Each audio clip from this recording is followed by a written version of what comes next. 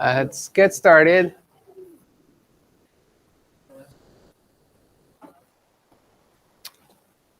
So last time we were talking about the Bellman optimality equation, and we derived. We showed that the optimal value function satisfies this fixed point equation. We started to introduce these operators, started to talk about Lipschitz maps, Lipschitz operators, and contractions. And then we started to talk about the contraction mapping theorem. And we do this, all of this, because we want to prove a result, which is the kind of the second part of the main big things about Markov decision processes. We want to prove this result. So you fix a finite MDP as before.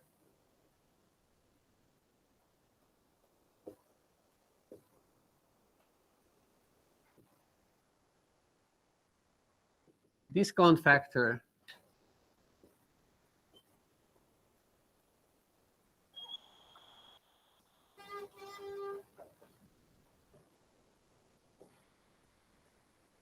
which is between 0 and 1. This induces this operator that maps these functions that map states to reals to functions of the same kind, such that for any such function,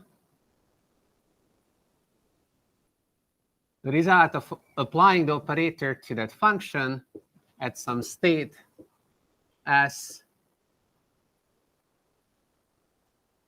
is equal to the maximum value that you can get if you add the immediate reward plus gamma times the expected reward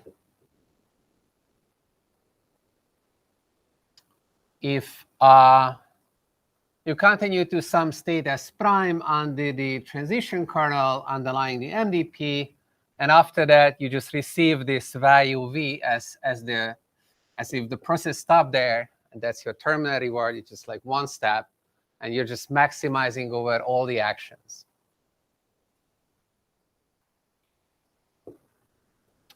And what we wanted to show is that the optimal value function, which was defined as the best value that you can get when you consider any possible policy for a fixed state, and you take the policy that gives you the maximum value, you take that value, so that's the optimal value function. And we have already seen that this optimal value function is the fixed point of this operator T. And now we want to say that the only fixed point of T is V star. And if you take any policy which is greedy with respect to V star,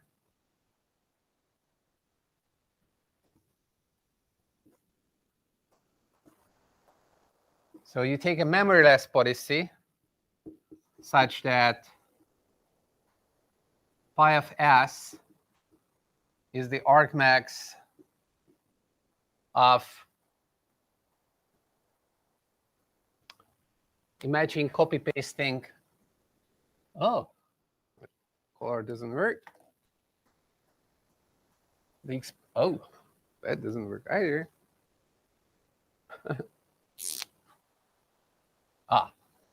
There you go.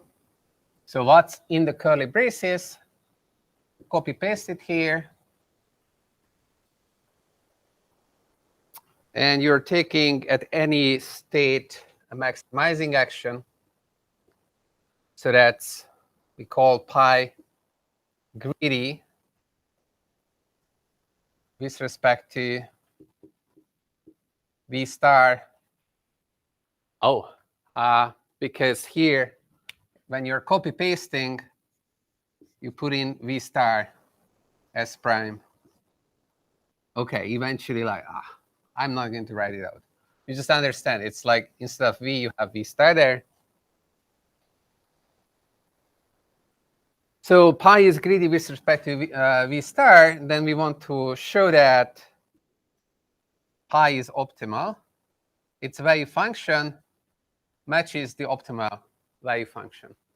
So at every state, the value that you receive if you keep following pi is exactly the optimal value.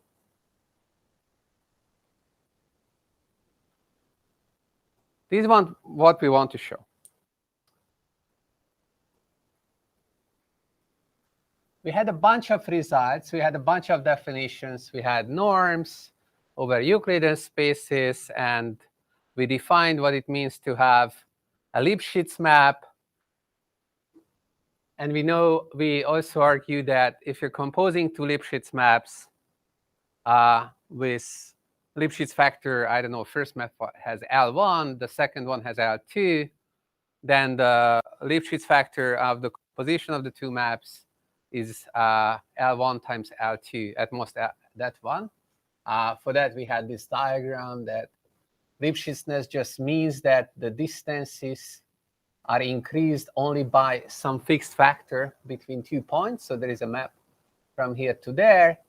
Take 2 points. There is some distance here, d. Then this distance is at most d times L.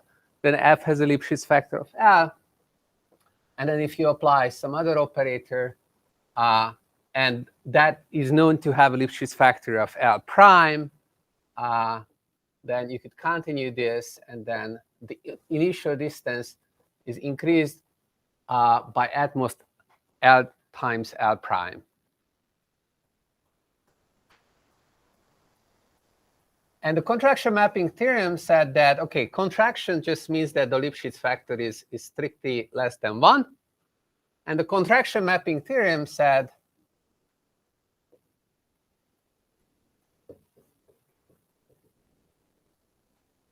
if f is, I don't know,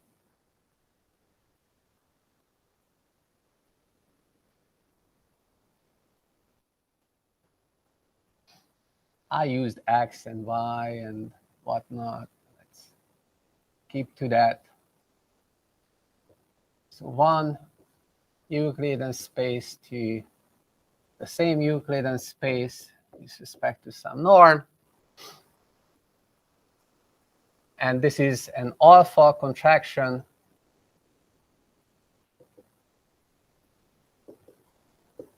with some value between 0 and 1 of alpha.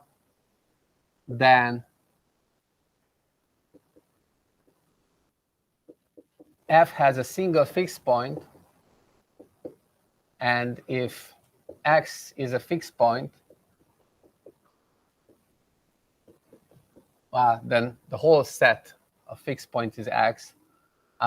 Then x is satisfying,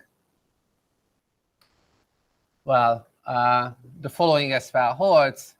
If you define this xn plus 1, which is equal to f applied to xn, with x nil, an arbitrary element of x, then xn converges to x.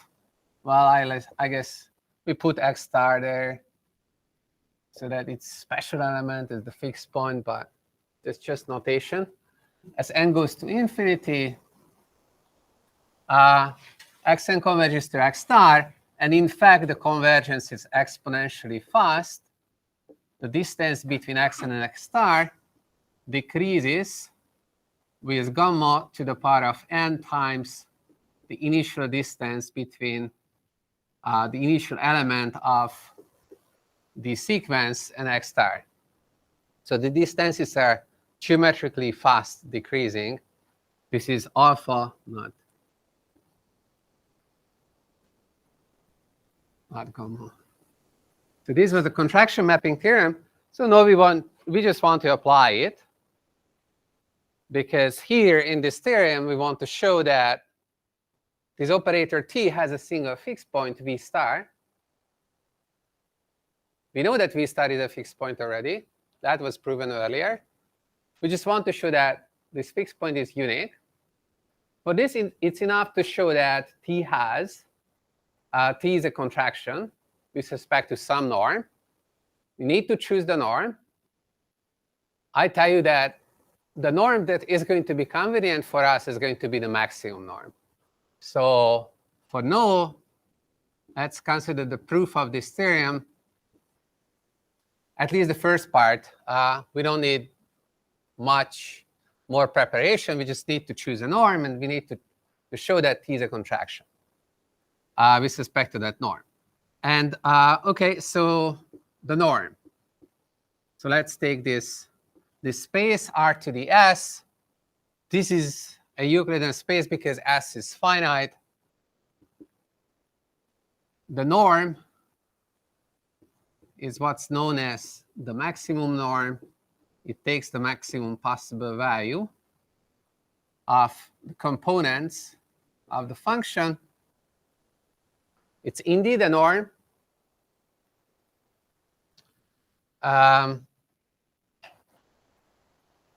And we want to show that T is a fixed, T is,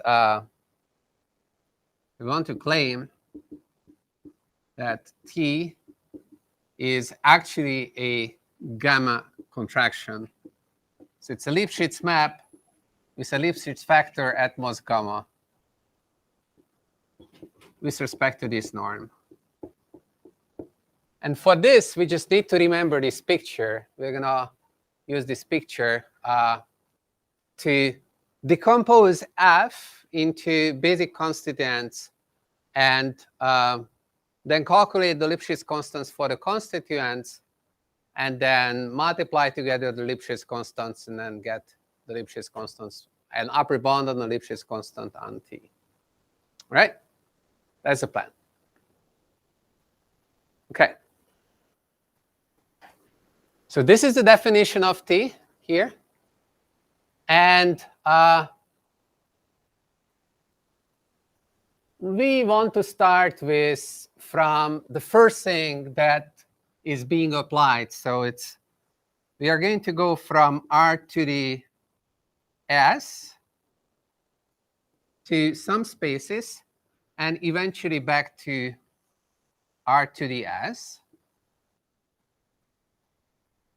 And these other spaces are going to be sometimes different than R to the S. But eventually, as we compose these different operators that I'm going to define, we get back the operator T. And the way we work is that we go from inside because, well, OK, I want to work left to right, not right to left. So first, I look at like what's happening to V. What's the kind of innermost operation that is being applied to V? And that is basically summing these V values with respect to these transition properties. So I'm going to call that an operator. I'm going to call that the operator P.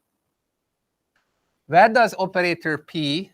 Well, operator P is going to take a value function V, and is going to return something.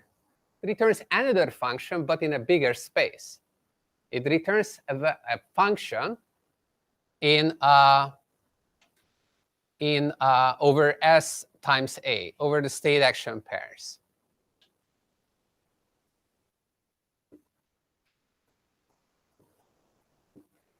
All right.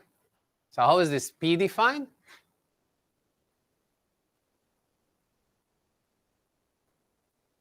So P takes V, and then for every state action pair, it's just going to calculate this value. And this is what it returns. OK. That's the definition of P.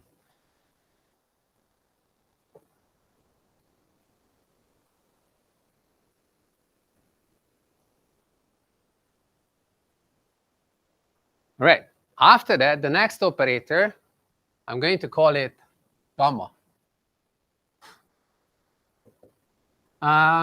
So this is an abuse of notation. This is going to go from R to the power of S to S times E to S times E. It takes some function Q over the state action pairs and determines gamma times the function. So if you write it out, that means that gamma applied to Q at SA is defined as gamma times QSA. It's just component-wise multiplication. It's like you have a big matrix, and it's in diagonal. It has all gammas and otherwise all zeros, and it just does that. Well, the first operator, by the way, is a linear operator, right? You can see that it's like a multiplication with a matrix whose dimensions are SA by S, right? So you remember from linear algebra, matrix vector multiplication kind of looks like this, right? So you have a vector, and you're multiplying it with a matrix from the left. That means that you are, for every value that you are reading out, you take the corresponding row of the matrix, and you take the inner product between that row and the vector that you had. And and this should be the row. And because this is an inner product, right? Like inner product just means that you're matching the two vectors on the top of each other, multiplying component-wise, it's summing up. That's called inner product. Matrix vector multiplication is okay. It's like NumPy, basic operation. It's going to come up a lot. All right, so this is just note that P can be treated as a matrix which has, well, I guess, SA rows and S columns. And P, if you want, SA S prime would be equal to P S prime S and A. But it's unusual that I'm indexing rows and columns with not numbers, but it just doesn't matter how you're indexing rows and columns, right? Just some indexing.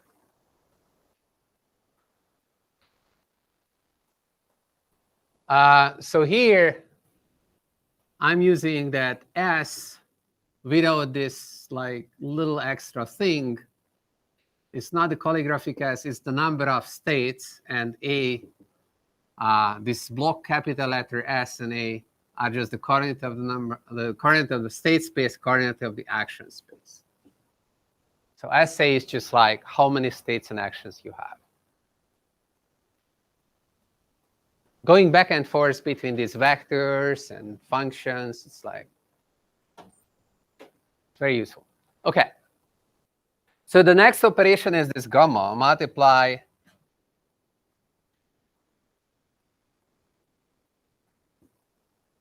by gamma. So multiply by P, multiply by gamma. The next operation is going to be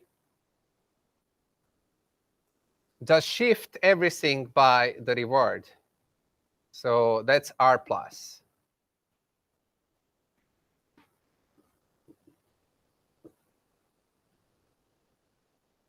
So I don't know. Do I want to give it a name? I don't know. I give it a name. What name do I give it to it?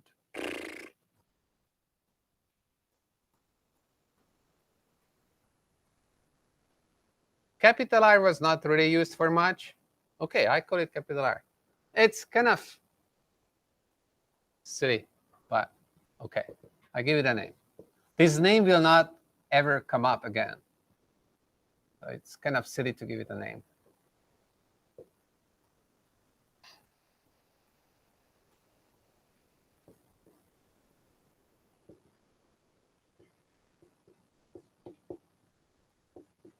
So this is shifting the vectors by this constant vector r. Again, a function over a finite space is like a vector. A function over state action pairs is also like a vector. There's no difference. You just like enumerate those state action pairs in some order, kind of flattening it, right? Then it becomes a vector. Is this very surprising? Okay. I had a question. Yeah. So I guess what you're trying to do is encoding into like a higher dimensional space right now. You're projecting like P to R to the SA. But then I guess if you're thinking of it like as a matrix, because I guess we are in a finite dimension. What is a matrix? Like the RS in the P, the operator as an SA times S. Like types, think of it like as a matrix. Just the P is a matrix. There is no other matrix here. Yeah, yes? exactly. So, but on that, wouldn't you put a matrix norm instead compared to like this? Oh, P is just the operator. It's like a matrix multiplication is just manipulating vectors. Oh, I see. You don't need a norm on that. We only need norms on these spaces. Oh, I see. Okay, sorry. Yes, my mistake. No, it's okay. And then finally, the final step is going to be M.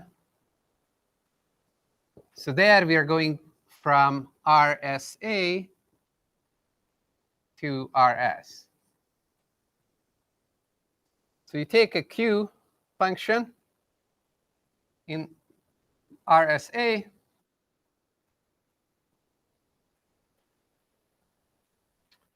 and at some state, the value is going to be the max over all components of QSA.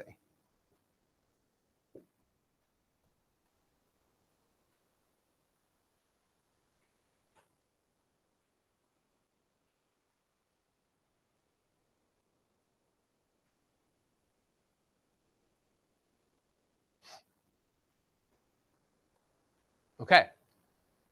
There is a claim now, which is that if you follow these operations, you start with some value v,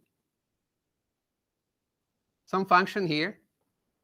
You apply this first. You get here something. You apply this first. You get something. You apply this. Apply that. You arrive at some point. That is the same thing as if you're taking t, which maps RS directly to RS. Okay? So T is equals to M composed with R composed with gamma composed with P.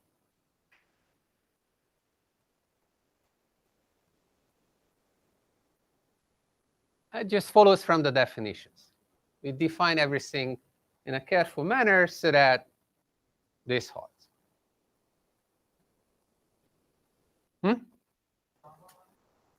Is it gamma?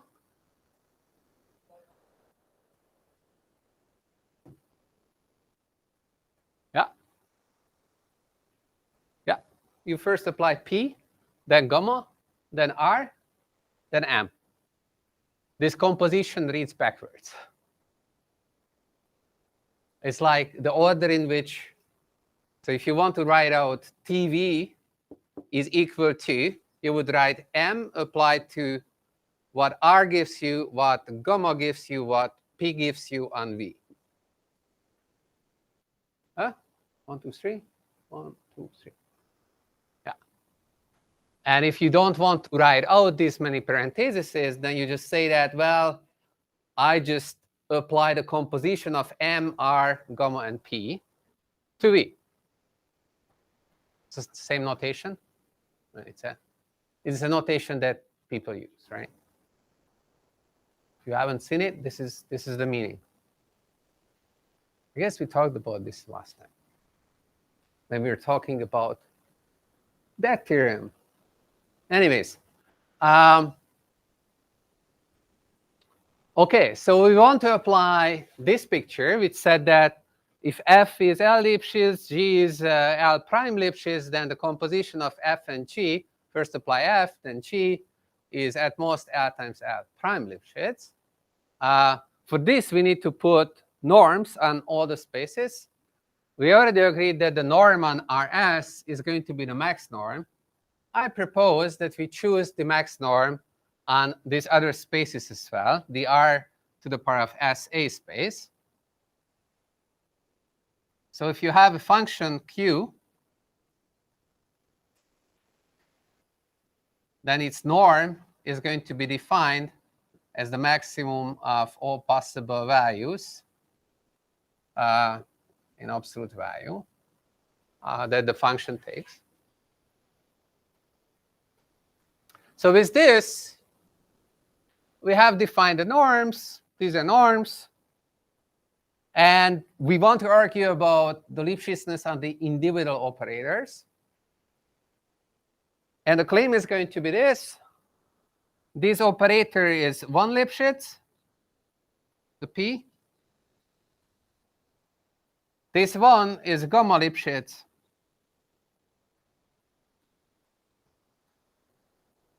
This one is one Lipschitz. And this one is one Lipschitz T.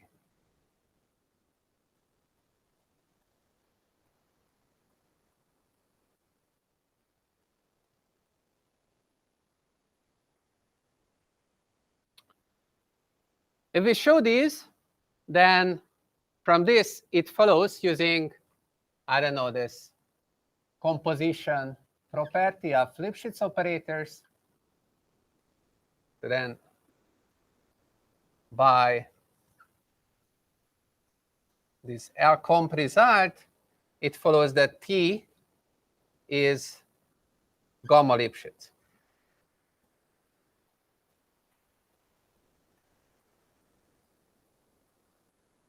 Right?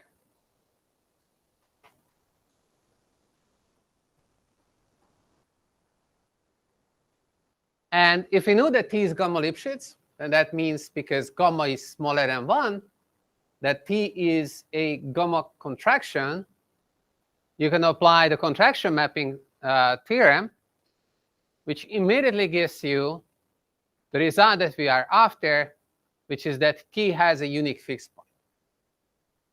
Okay? So it remains to be seen that these things hold.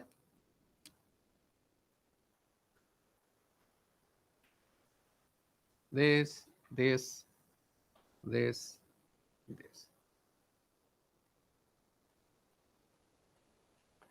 These are like one-line calculations, not too difficult. So I'm going to leave them out. It's just like a bunch of writing, just using the definitions. Maybe showing that M is one Lipschitz, maybe that requires some kind of thinking, but it's not too hard. It's maybe 2 lines.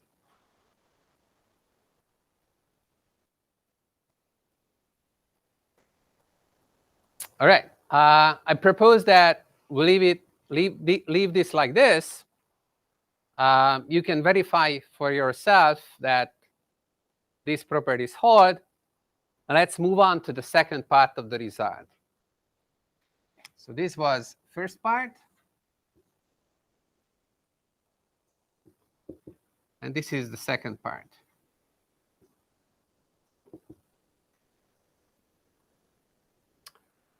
It's very common when you're arguing about whether an operator is Lipschitz or not, or contraction, that you're decomposing it into these elementary operations.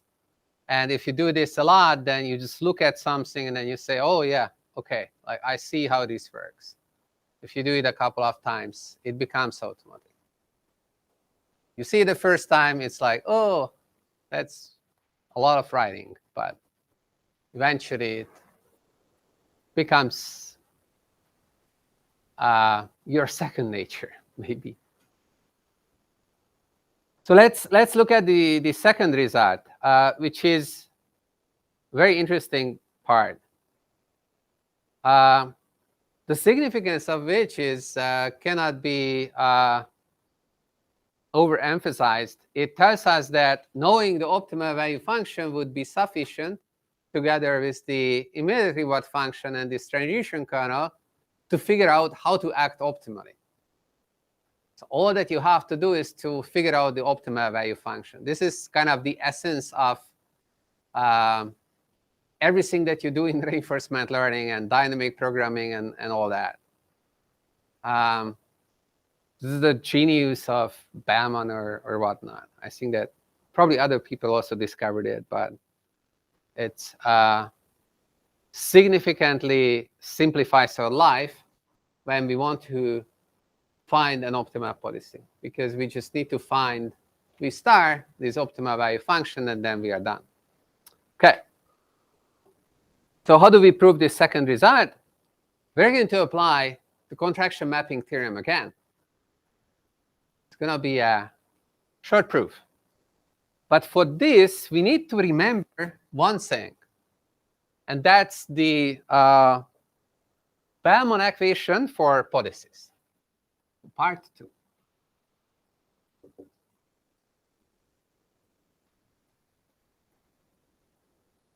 Let pi be greedy with respect to v star. The Bauman equation for pi said the following thing for any pi. Okay, so pi is memoryless, and we have two notations for it. Either you write pi s, and because pi is deterministically choosing an action, and that gives you an action, or you can also write pi a given s. I'm going to use the more general notation because I want to recycle this equation later on. So we know that the value function of pi satisfies this fixed point equation.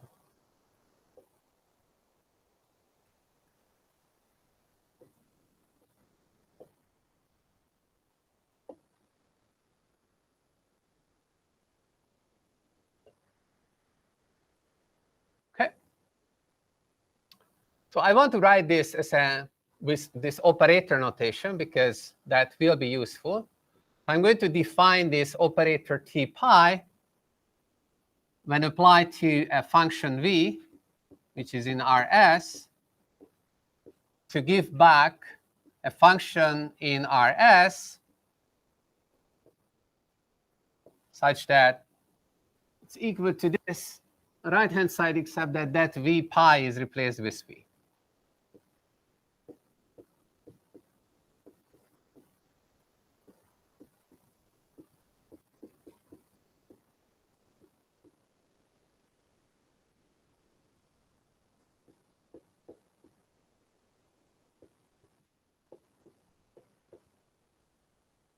Okay.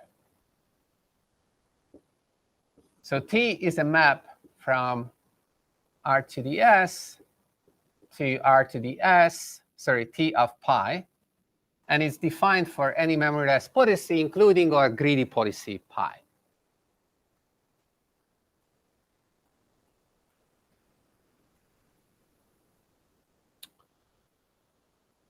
Surprise, surprise.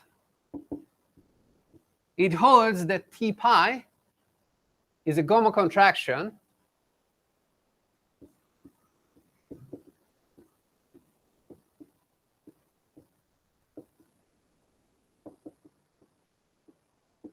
with respect to the maximum norm.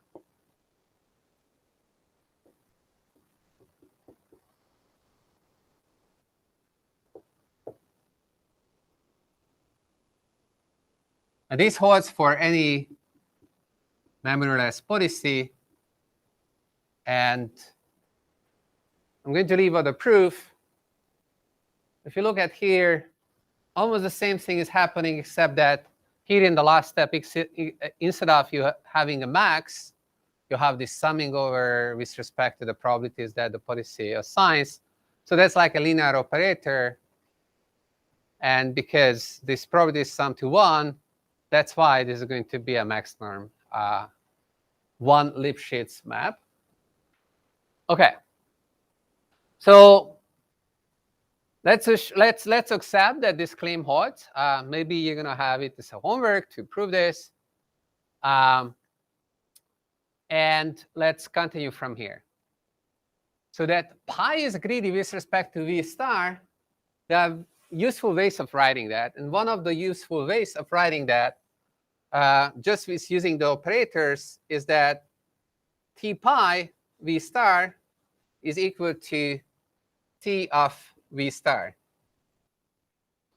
Because t pi just says that, oh, OK, let's take the action according to pi, and let's look at what value I get with one-step look at prediction when all the future values would be given by v star.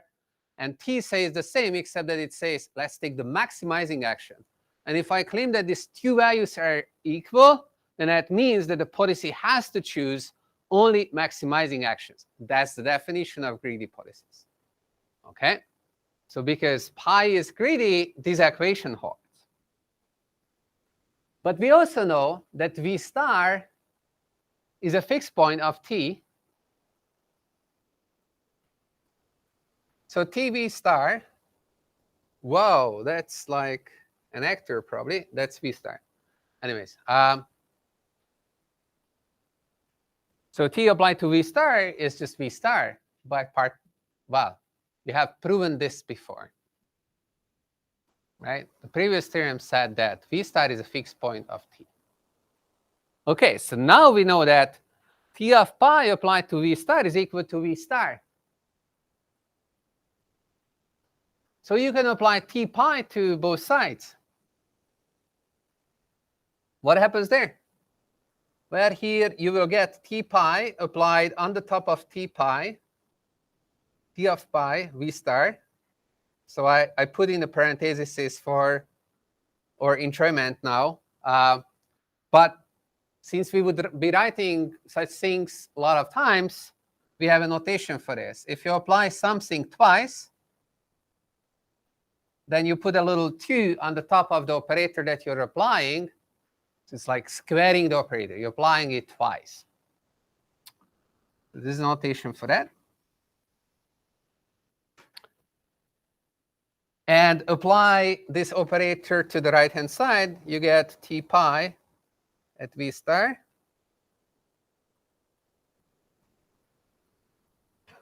But we already agreed that t pi of v star here, equation number 1, that's equal to v star.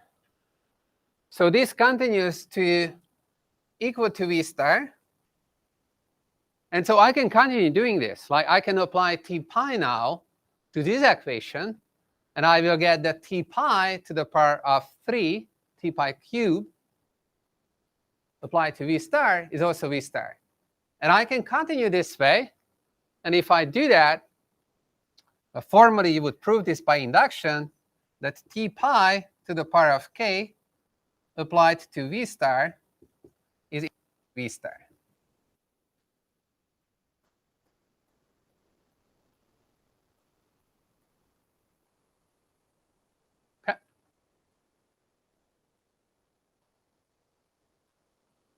So now recall the contraction mapping theorem.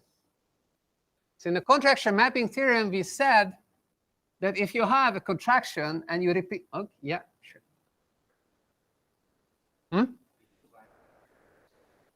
No, this notation just means that apply something to both sides. So I'm applying this operator. So this slash is not divide. It just means that it's like apply this operator on both sides. OK? It's like full stop. And then if I write apply t pi on both sides, you have something equal to something else. You apply the same function to both things, you get the same thing. T pi v star and v star.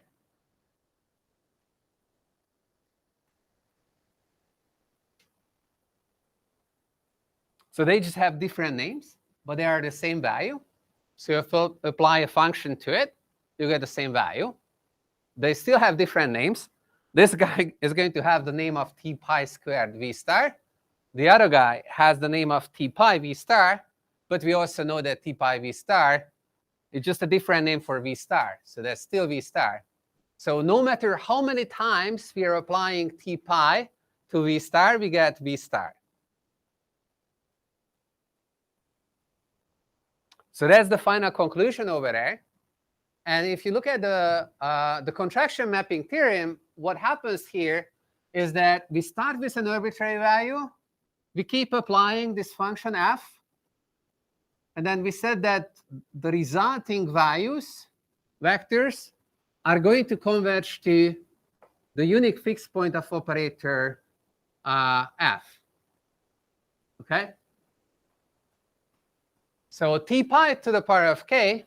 OK, so another notation for xn here is that you just apply f n times to x naught. That's the same notation that I'm using over there. And including that for n equals 0, then f to the power of 0 is just the identity. You're not doing anything. So from the contraction mapping theorem, it follows that this converges to v of pi because T pi is a gamma contraction. We know that v pi is a fixed point. Because it's a gamma contraction, it has a single fixed point. And so if you're taking this iterative process, it cannot converge anywhere else. It can only converge to that unique fixed point, which happens to be v pi.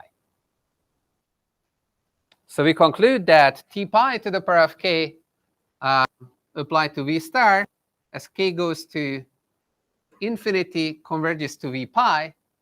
So take the limits of both sides, k goes to infinity, and the left-hand side converges to v pi, and the right-hand side is equal to v star. So that also converges to v pi. So it follows that v pi is equal to v star.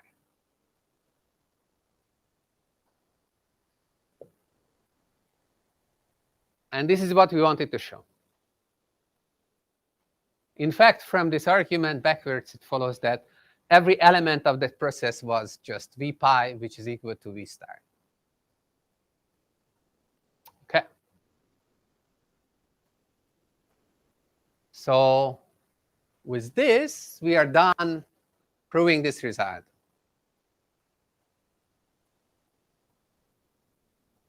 OK.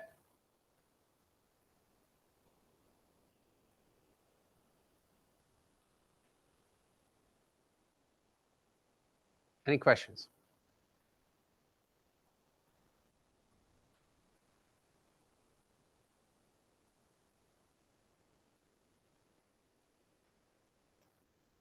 OK. So we have also learned value iteration today, or pretty much learned it already. So the ordinary or I don't know, the simple form of value iteration is nothing but taking this operator t and applying it to some arbitrary function v naught and keep repeating that. And the contraction mapping theorem immediately gives you that the generated functions converge to v star. OK? So that's value iteration. I'm going to get rid of this.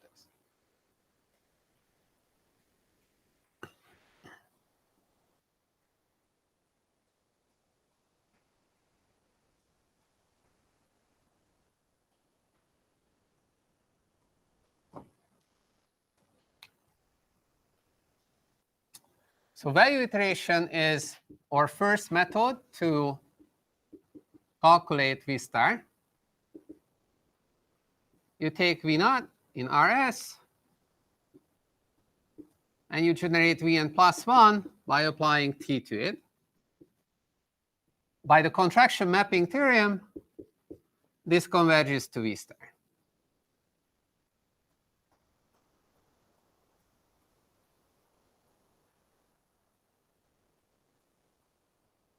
The question is, why should we care? And the reason we care is because if we want to get an optimal policy, then we know that taking a greedy policy with respect to V star would suffice. And here we are generating a sequence of functions relatively cheaply. So the amount of calculation that you need to do is like, every iteration is like, okay, for every value of the state, you have to do this sum. So that's for every state action pair. So that's SA times S. So that's just this matrix multiplication. In the meanwhile, you can do the multiplication with gamma plus SA times an operation whose cost is also SA. So the whole cost is SA times S squared A. Like the cost of a single iteration is S squared. If S and A are not too big, yeah, you can do this. You can write a code for it and so forth. And okay, there is a hope that if, well, this theorem just says that if you know precisely V star, you will get an optimal policy. That's not very useful for us because maybe Vn, this process, never gives you V star. It just gives you values which are closer and closer to V star. You just get better and better approximations. But does that mean that somehow then we can get better and better policies as well? We only care about getting better policies. We don't care about getting better value function estimates. And lucky for us, it's true. So when people talk about value iteration, they also mean that after you calculate Vn, you take a policy pi n, which is greedy with respect to Vn. So what's greediness? So that just means that if you apply the policy evaluation operator to Vn, you would get the same as applying the Bellman optimality operator T on Vn. And then the hope is that the value of this policy is going to be close to optimum. Clearly, this value is never going to be larger than V star. So it's pointwise smaller than V star. We are hoping that the gap between Ypn and V star is shrinking. So we're hoping that if you take V star minus Ypn, then this gap, as n goes to infinity, is going to go to 0 at some rate.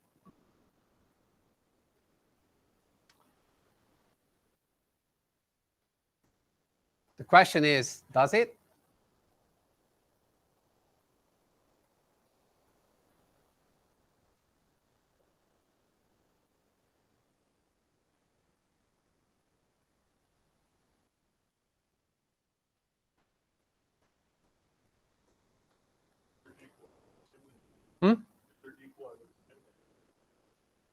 What is equal to what? Like the optimal policy.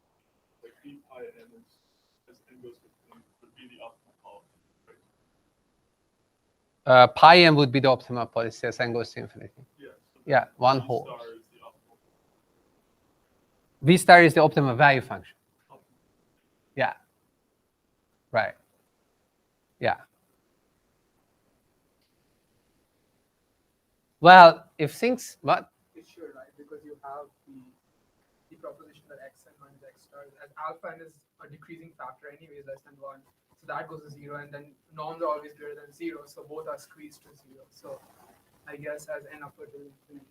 There is a little gap here because what happens here is that we have already a result that Vn is close to V star. By the contraction mapping theorem, this result, we know that this holds.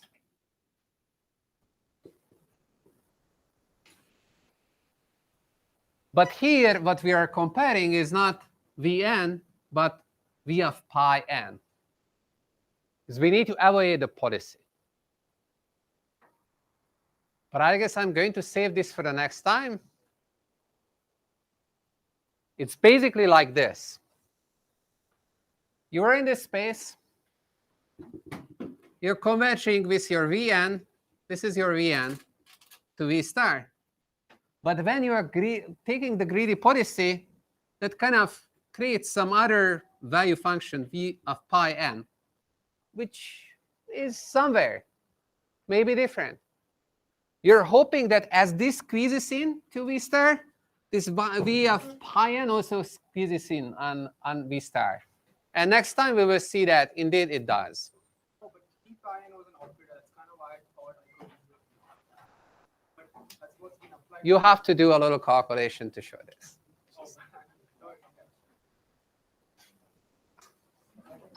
All right. See you on Wednesday.